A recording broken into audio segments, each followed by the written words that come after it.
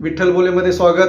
मी विठ्ठल पाटील. राजकारणाच्या वाऱ्याची दिशा कधी आणि कशा प्रकारे फिरेल हे सांगता येत नाही. याचाच प्रत्यय आज हातकणंगले लोकसभा मतदारसंघाच्या बाबतीत आलेला आहे. महाविकास आघाडी आणि महायुती या दोन्हीला झुलवत ठेवणाऱ्या राजू शेट्टींना अखेर महाविकास आघाडीने झुलवलेलं आहे असंच आता म्हणावं लागेल. कारण मी एकटा राहणार, एकटा लढणार असं म्हणत म्हणत शिवसेनेचा पाठिंबा घ्यावा, महाविकास आघाडीचा पाठिंबा घ्यावा की महायुतीचा पाठिंबा घ्यावा अशा द्विधा मनस्थितीत सुरुवातीचे शेट्टींचे दिवस गेले. त्यानंतर मात्र त्यांनी महायुतीला बाजूला करून महाविकास आघाडी आणि विशेषतः उद्धव बाळासाहेब ठाकरेंच्या शिवसेनेशी संधान बांधण्याचा प्रयत्न केला.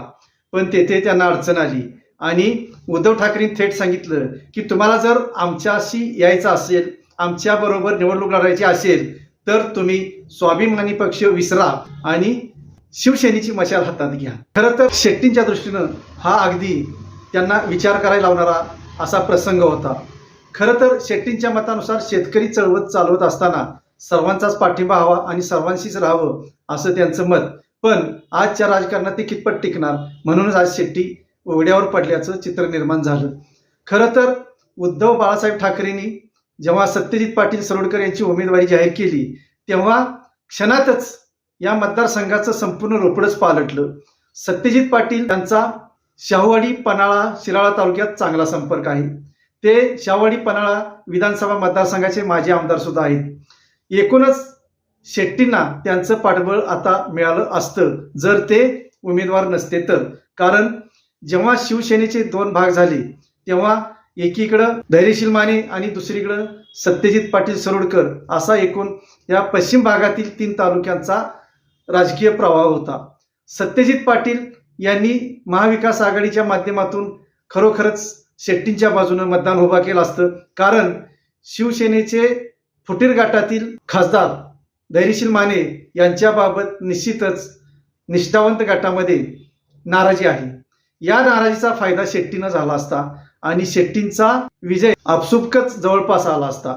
पण शेट्टींच्या नशिबी हे नसावं, म्हणून तर आज धैर्यशील माने म्हणतायत की खरी लढत आता माझी आणि सत्यजित पाटील यांच्यातच, म्हणजेच खरी लढत आता शिवसेनेतच. मग ती उद्धव ठाकरेंची असो अगर एकनाथ शिंदेची असो, शेवटी ही सुरुवातीची पूर्वाश्रमीची शिवसेना एकच. म्हणूनच आज शिवसेनेतच खरी लढत होत आहे आणि अर्थात आपल्याला पाहावं लागणार आहे की या शिवसेनेच्या दोन्ही मल्लांना कोणाकोणाची मदत लागणार आहे आणि कोणता मल विजय होणार आहे. आज धैर्यशील मानेंचा विचार करता त्यांच्या बाजूनं प्रकाश आवाडे, सुरेश हळवणकर, सर्वात महत्वाची ताकद म्हणजे विनय कोरे हे असणार आहेत. कारण महायुतीचे हे सर्व खंदे शिलेदार आहेत. म्हणूनच धैर्यशील मानेंची मदत त्यांच्यावर अवलंबून आहे.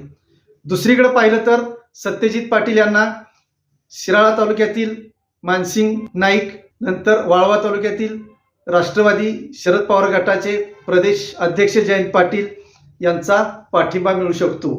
आता ह्यात पूर्वीचा जर थोडाफार इतिहास पाहिला तर शरद पवारांच्या राष्ट्रवादीमध्ये धैर्यशील माने यांच्या मातोश्री होत्या आणि सत्यजित पाटील यांचे वडील होते. म्हणजे एकाच्या मातोश्री दुसऱ्याचे पिताश्री असं हे चित्र होतं.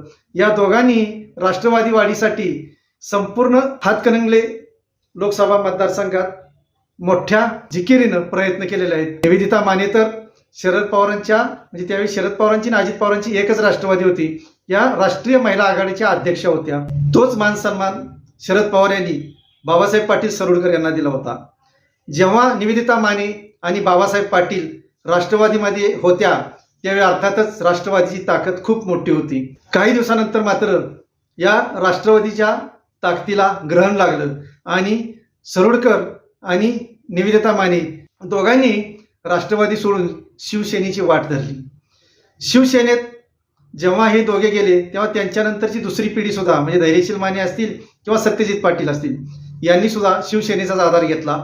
शिवसेनेच्या उमेदवारीवरच धैर्यशील माने 2019ला खासदार झाले. पण जेव्हा शिवसेनेमध्ये फूट पडली, उद्धव ठाकरे आणि एकनाथ शिंदे यांच्या वेगवेगळ्या 2 शिवसेना झाल्या आणि त्या 2 शिवसेनेमध्ये या दोन्ही गटांची विभागणी झाली. एका शिवसेनेत धैर्यशील माने राहिले, दुसऱ्या शिवसेनेत सत्यजित पाटील राहिले. एकूणच हा आढावा घेतला तर आपल्याला दिसून येईल की आज जी लढत होईल ती शिवसेनेतल्याच 2 गटांमध्ये होईल. आता यामध्ये जे वंचितचे उमेदवार डी.सी. पाटील आहेत त्यांचाही काही प्रमाणात मतं खाण्याचा प्रकार राहीलच. ते जसं जातीय समीकरणं मांडली जातात, राजू शेट्टी आणि डी.सी. पाटील हे अर्थातच जैन आहेत. त्यामुळं या दोघांची मतं कशी विभागली जाणार, ह्यानी दुसरा महत्त्वाचा मुद्दा धैर्यशील माने आणि सत्यजित पाटील हे दोघे मराठा आहेत. यामध्ये मराठा समाजातील शेतकऱ्यांतील मत विभागणी कशी होणार हा खरा तर इतका गुंतागुंतीचा प्रश्न आहे.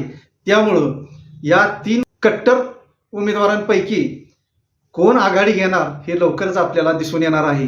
कारण सत्यजित पाटील यांचं प्राबल्य शाहूवाडी, पन्हाळा, शिराळा तालुक्यांमध्ये नक्कीच आहे.